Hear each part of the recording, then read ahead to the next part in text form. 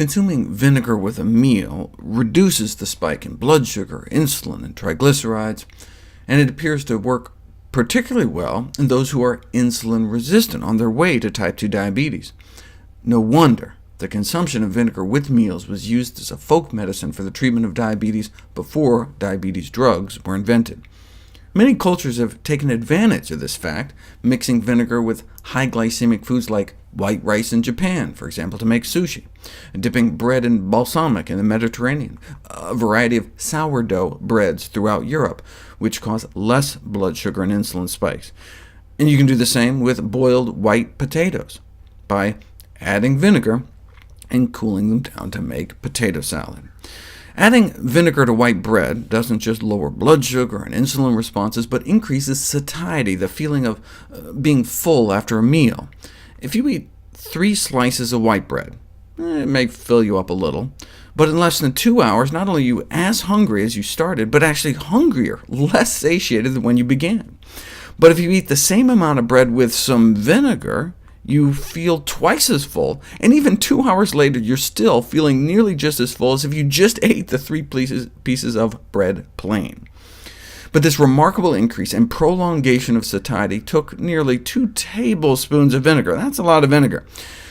Turns out even just small amounts of vinegar, 2 teaspoons with a meal, can significantly cut down on the blood sugar spike of a refined carb meal, bagel and juice in this case. So you could have a little side salad, or even just adding it to some tea with lemon. It's only 2 teaspoons. Or scrap the bagel with juice and just have some oatmeal with berries instead. What if you consume vinegar every day for months?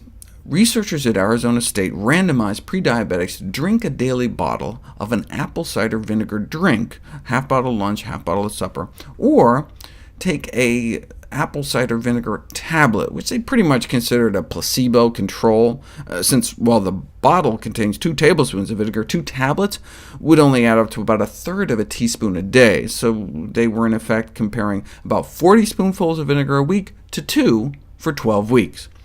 This is what happened. On the vinegar drink, fasting blood sugars dropped within a week. How significant is a drop of 16 points?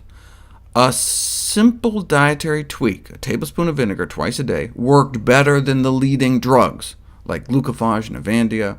This effect of vinegar is particularly noteworthy when the cost, access, and toxicities that are associated with pharmaceutical medications are considered, so safer, cheaper, and more effective.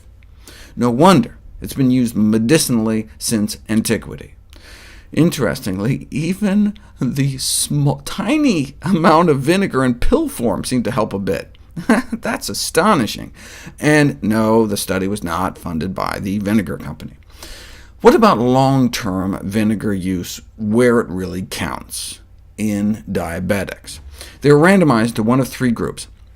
2 tablespoons of vinegar twice a day with lunch and supper, 2 dill pickles a day, which each contained a half tablespoon's worth of vinegar, or an even smaller vinegar pill twice a day, each containing only 1/16 of a teaspoon's worth of vinegar. So I wasn't surprised the pill didn't work, but neither did the pickles.